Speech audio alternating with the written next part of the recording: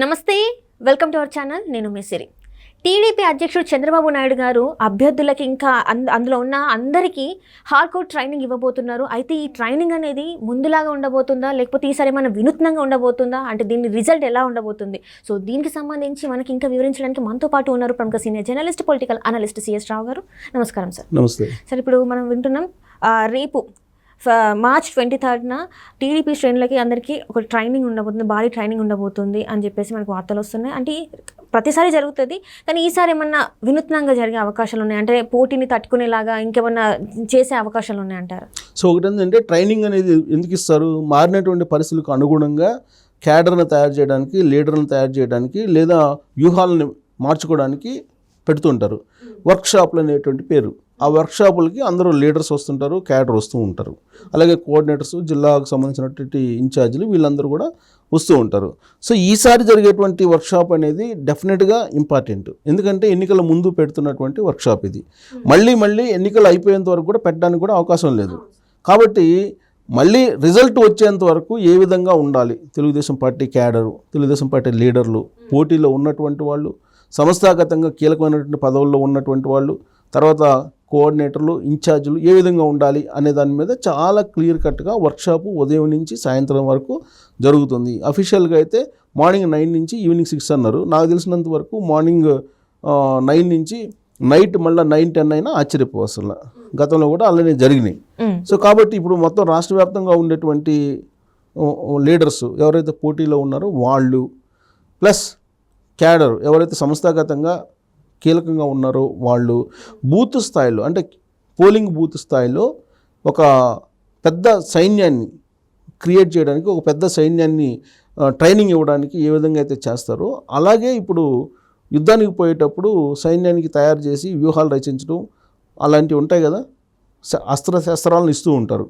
అలా ఇప్పుడు ఇవ్వడానికి తెలుగుదేశం పార్టీ సిద్ధమయ్యి వర్క్షాప్ని పెడుతూ ఉన్నారు. విజయవాడలో A1 కన్వెన్షన్ సెంటర్లో ఈ వర్క్షాపు జరగబోతుంది. ప్రస్తుతం చంద్రబాబు నాయుడు నెల్లూరు వెళ్ళున్నారు. ఇవాళ నెల్లూరులో అక్కడ పెంచరుకోల దగ్గర లక్ష్మీ నరసింహస్వామి దర్శనం చేసుకున్న తర్వాత రేపు ఉదయం నుంచి వర్క్షాప్ స్టార్ట్ అవుతుంది. ఈ వర్క్షాప్ తర్వాత చంద్రబాబు నాయుడు జిల్లా టూర్లకి వెళ్ళబోతున్నారు. ఈ వర్క్షాప్ మొత్తం ట్రైనింగ్ ఇచ్చిన తర్వాత ఆయన జిల్లా టూర్లకి ప్లాన్ చేసుకుంటున్నారు. ఇప్పటికే బ్లూ ప్రింట్ కూడా రెడీ అయిపోయింది. ప్రతి లోక్సభ నియోజకవర్గ పరిధిలో 3 సభలు పెట్టడానికి ప్లాన్ చేశారు. సో 25 లోక్సభ స్థానాలు ఉన్నాయి ఆంధ్రప్రదేశ్లో. 25 లోక్సభ స్థానాలు 25 రోజుల పాటు ఆయన పర్యటిస్తారు. ఇంకొక వైపు పవన్ కళ్యాణ్ కూడా తన రూట్ మ్యాప్ని తను ప్లాన్ చేసుకున్నారు. ఆ పోటీ చేసేటువంటి స్థానాల్లో ఫస్ట్ పెట్టుకున్నారు. సో ఇప్పుడు చంద్రబాబు నాయుడు మొత్తం సమాయత్తం అవుతున్నారు. అయితే ఏ విధంగా సమాయత్తం అవ్వాలి? గతంలో మాదిరిగా సమాయత్తం అవుతారా? ఈసారి కొంచెం హార్డ్ కోర్గా తయారయ్యేటువంటి అవకాశం ఉంది, వ్యూహాలు ఇచ్చేటువంటి అవకాశం ఉందా అనేది సహజంగా వచ్చేటువంటి ఒక సందేహం లేదా ప్రశ్న. ఇప్పుడున్నటువంటి పరిస్థితుల్లో వైఎస్ఆర్ కాంగ్రెస్ పార్టీ ఏ విధంగా చేస్తుంది అనేది ఒక అంచనా వేసుకొని దానికి మిన్నగా ఉండేలాగా ట్రైనింగ్ ఇస్తారు. ఇప్పుడు వైఎస్ఆర్ కాంగ్రెస్ పార్టీ సిస్టమ్ ఎలా ఉంది అనేది కనుక మనం చూస్తే కనుక వైఎస్ఆర్ కాంగ్రెస్ పార్టీ ఇప్పటికే వాలంటీర్ వ్యవస్థను పెట్టారు. ఈ వాలంటీర్ వ్యవస్థ ప్రతి 50 కుటుంబాలకి ఒక వాలంటీర్ ఉంటారు. ఆ వాలంటీర్ చేసే పని ఏంది? సంక్షేమ పథకాలు అందించడం, తర్వాత ఆ 50 కుటుంబాల వాళ్ళకి ఏదైనా సమస్యలు ఉంటే సలహాలు సూచనలు చేయటం, లేదా సంక్షేమ పథకాలని ఇంటికి తీసుకెళ్ళి ఇవ్వటం. ఇది ఈ మధ్యకాలంలో రేషన్ సరుకులను కూడా ఇంటి దాకా తీసుకొచ్చి ఇవ్వాలని చెప్పి వాళ్ళకి ఒక సూచన చేసి దానికి గాను అదనంగా ఒక 500 రూపీస్ పర్ మంత్ ఇచ్చేలాగా ప్లాన్ చేశారు. ఆ తర్వాత వాళ్ళని ప్రోత్సహిస్తూ వాళ్ళకి కొన్ని అవార్డులు కూడా ఇస్తూ, రివార్డులు ఇస్తూ, నగదు బహుమతులు కూడా ప్రకటించారు ఈ మధ్యకాలంలో. సో మీరే గెలిపించాలి ఈసారి, ఒకవేళ మీరు గెలిపించకపోతే మీ ఉద్యోగాలు కూడా పోతాయి అనే యాంగిల్లో జగన్మోహన్ రెడ్డి ఒక దిశానిర్దేశం చేశారు. దాంతో వాళ్ళు మీరు చొక్కా మడతేయండి అని చెప్పారు కదా జగన్మోహన్ రెడ్డి. సో వాళ్ళు చొక్కా మడతేసి ఇప్పుడు ఇంటింటికి తిరిగి ఈ 5 సంవత్సరాల్లో ఎవరెవరికి ఎంత బెనిఫిట్ కలిగింది అనేటువంటి ఒక లిస్ట్ తీసుకొని ఆ పేపర్ మీద సంతకం పెట్టించుకొని కేవైసీ చేయించుకొని వస్తూ ఉన్నారు. ఆ డేటానంతా ఐప్యాక్కి ఇచ్చేస్తున్నారు. దాన్ని బేస్ చేసుకుని రేపు పోలింగ్ రోజున వాళ్ళు ఏం చేయబోతున్నారు అనేది ఎవరికైనా అర్థమవుతుంది. సో ఇప్పుడు దీనికి తగిన విధంగా తెలుగుదేశం పార్టీ చేయాలి. అలాగే వైఎస్ఆర్ కాంగ్రెస్ పార్టీ ఇంకొక సిస్టమ్ ఏం పెట్టింది, ప్రతి 50 ఓటర్లకి ఒకరిని పెట్టారు, వాళ్ళ గృహసారథులు అని పెట్టారు. ఆ 50 మంది ఓటర్లని వాళ్ళే పోలింగ్ బూత్ దగ్గర తీసుకురావాలి పోలింగ్ రోజున. అంటే ఆ 50 మందికి ఏం కావాలి, డబ్బులు కావాలా, మందు కావాలా, లేదంటే ఇతరత్ర అవసరాలు ఏమన్నా ఉన్నాయా, వాటిని తీర్చి ఏదో ఒక రకంగా వాళ్ళని సామదాన భేద దండోపాయాలను ఉపయోగించి వాళ్ళని తమ వైపు తిప్పుకొని ఆ 50 మంది ఓటర్స్ని పోలింగ్ బూత్ దగ్గర తీసుకొచ్చి వైఎస్ఆర్ కాంగ్రెస్ పార్టీకి ఓటేయించుకోవాలి. అది వాళ్ళ గృహసారథుల యొక్క టార్గెట్. గృహసారథులు, వాలంటీర్లు ఈ రెండు కాక మళ్ళీ ఇప్పుడు ఒక కొత్త సిస్టమ్ని తీసుకొచ్చాడు ఆయన. ఏంటి ఆ కొత్త సిస్టమ్ అంటే, ఇదే డేంజరస్ సిస్టమ్. దీన్ని బేస్ చేసుకునే చంద్రబాబు నాయుడు రేపు hard core training Telugu Desam party వాళ్ళకి ఇవ్వబోతున్నారు.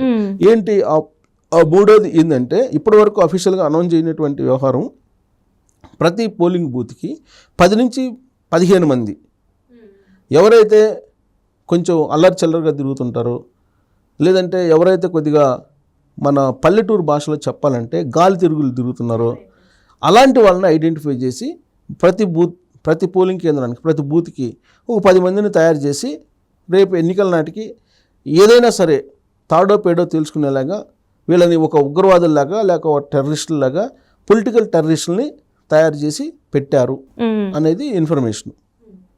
సో అంటే రేపు పోలింగ్ రోజున గొడవలు అయితే వీళ్ళే ముందుంటారు. సో ఎవరెవరిని ఏ విధంగా చేయాలి అనేది సూచనలు ఎవరు చేస్తారు, వాలంటీర్లు, గృహసారథులు చేస్తారు. వాళ్ళకు అనుగుణంగా లేకపోతే ఈ 10 మందిని డంప్ చేస్తారు. ఈ 10 మందిని జంప్ చేసి గొడవలు చేయడానికో లేదంటే ఇతరత్ర చేయడానికో ఉపయోగించడానికి ఒక సైన్యాన్ని, ఒక ప్రైవేట్ సైన్యాన్ని ఏర్పాటు చేశారు. సో ఈ వ్యవస్థ అనేది చాలా హింసాత్మక ధోరణిలో ఎన్నికలను తీసుకెళ్ళటానికి ఉపయోగిస్తున్నారు అనేది ఒక ప్రచారం జరుగుతుంది. వైఎస్ఆర్ కాంగ్రెస్ పార్టీలో ఆ సిస్టమ్ పెట్టారు అనేది. ఇప్పుడు ఆ సిస్టమ్ మీదనే ఇప్పుడు ఏం చేయాలి అనే దాని మీద తెలుగుదేశం పార్టీ తర్జన భర్జన పడుతుంది. దాన్ని అడ్డుకోవాలంటే ఖచ్చితంగా కేంద్ర సహకారం, అలాగే ఎన్నికల సంఘం సహకారం, ఇవన్నీ కావాలి. అందుకే ఒక మెట్టు దిగి చంద్రబాబు నాయుడు బీజేపీతో పొత్తు పెట్టుకున్నాడు. సో బీజేపీతో పొత్తు పెట్టుకున్న వల్ల వచ్చేటువంటి బెనిఫిట్స్ ఏంటి, కేంద్ర ప్రభుత్వం స్టెబర్న్గా ఉంటుంది, అధికారంలో ఉంది కాబట్టి కేంద్ర ఎన్నికల సంఘం కూడా స్టెబర్న్గా ఉంటుంది. ఈ హింసాత్మక సంఘటనలు జరగకుండా ముందు నుంచే జాగ్రత్త పడుతుంది. ముందు జాగ్రత్త పడి ఆ హింసాత్మక సంఘటనలు జరగకుండా ఎవరైతే నియమించారో వైఎస్ఆర్ కాంగ్రెస్ పార్టీ ప్రతి పోలింగ్ కేంద్రం వద్ద కొంతమంది టీంని, 10 మంది టీంని వాళ్ళు ర్యాపిడ్ యాక్షన్ ఫోర్స్ లాగా, పొలిటికల్ యాక్షన్ ఫోర్స్ అనుకోవాలి, పొలిటికల్ యాక్షన్ ఫోర్స్ లాగా తయారు చేసి పెట్టారు వాళ్ళని. సో వాళ్ళ యాక్టివిటీస్ని గమనిస్తూ ఫ్రీ అండ్ ఫెయిర్ మేనర్లో ఎన్నికలు జరపడానికి కేంద్ర ప్రభుత్వం, కేంద్ర ఎన్నికల సంఘం, అలాగే రాష్ట్ర ఎన్నికల సంఘం సహకరించాలంటే కేంద్ర ప్రభుత్వం యొక్క సహకారం ఉండాలనేటువంటి ఉద్దేశంతో ఒక మెట్టు దిగి చంద్రబాబు నాయుడు, అలాగే పవన్ కళ్యాణ్ కూడా ఇంకొక మెట్టు దిగి బీజేపీతో పొత్తు పెట్టుకున్నారు. కానీ అది నెరవేరుతుందా లేదా అనేది చూడాలి, ఇంకా టైం ఉంది. చిలుకలూరిపేట సభను చూసిన తర్వాత మాత్రం అది పూర్తిగా నెరవేరే అవకాశం లేదేమో అనే అనుమానాలు కలిగినాయి. సో ఇలాంటి సిస్టమ్ని ఎదుర్కోవాలంటే కనుక డెఫినెట్గా దానికి సమాంతరమైనటువంటి ఇంకొక పకడ్బందీ సిస్టమ్ అయితే, బలమైనటువంటి వ్యవస్థ అయితే ఉండాలి. అందుకే ఇప్పుడు చంద్రబాబు నాయుడు ఏం చేస్తున్నారు, ఒక వర్క్షాప్ పెడుతున్నారు. వర్క్షాప్ పెట్టి ఇప్పటికే పోలింగ్ బూత్ వైజు తెలుగుదేశం పార్టీకి కూడా ఉన్నారు, కమిటీలు ఉన్నాయి. అలాగే ఆ కమిటీల మీద మండల కమిటీలు ఉన్నాయి, రాష్ట్ర కమిటీలు ఉన్నాయి, ఇవన్నీ ఉన్నాయి. అయితే ఇప్పుడు కొత్త సిస్టమ్ పెట్టారు. ఏం పెట్టారు, పొలిటికల్ మేనేజర్, డిజిటల్ మేనేజర్, ఇలాంటి ఎగ్జిక్యూటివ్ మేనేజర్, ఇలా రకరకాల డిజిగ్నేషన్లతోటి మొత్తం మార్చేశారు. ఇప్పుడు ఈ 3 వ్యవస్థలు ఇందాక నేను చెప్పిన వైఎస్ఆర్ కాంగ్రెస్ పార్టీ అవేం చేస్తున్నాయి, ఇప్పుడు ప్రస్తుతానికి ప్రచారం చేస్తున్నాయి.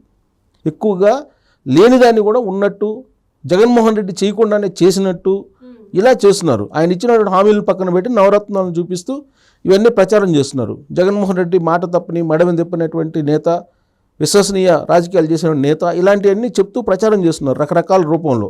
సో అందుకని దానికి ముందు ప్రచారం చేయించాలి, తర్వాత పొలిటికల్ యాక్షన్ ఫోర్స్.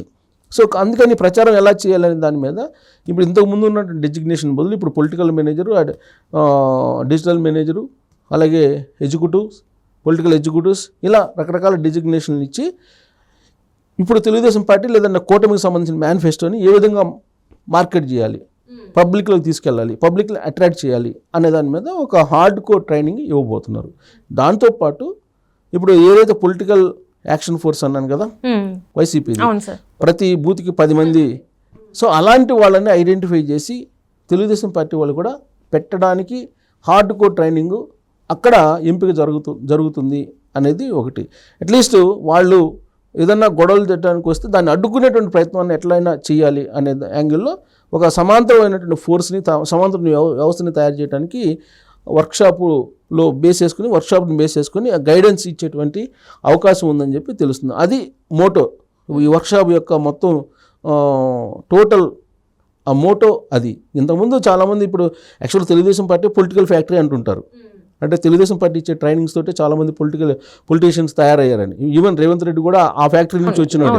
సో చాలామంది తయారవుతున్నారు. బట్ ఆ పొలిటికల్ ఫ్యాక్టరీలు ఇచ్చిన ట్రైనింగ్ కంటే ఈసారి హార్డ్ కోర్ ట్రైనింగ్ ఇస్తే తప్ప జగన్మోహన్ రెడ్డి తయారు చేసినటువంటి వ్యవస్థని అడ్డుకోలేము అనేటువంటి ఉద్దేశంతో ఈసారి గెరిల్లాలు, పొలిటికల్ గెరిల్లాలని తయారు చేస్తున్నారు. గెరిల్లాలు అంటే తెలుసు కదా, గెరిల్లా ఫైట్ అంటే అల్టిమేట్ ఫైట్ యుద్ధంలో.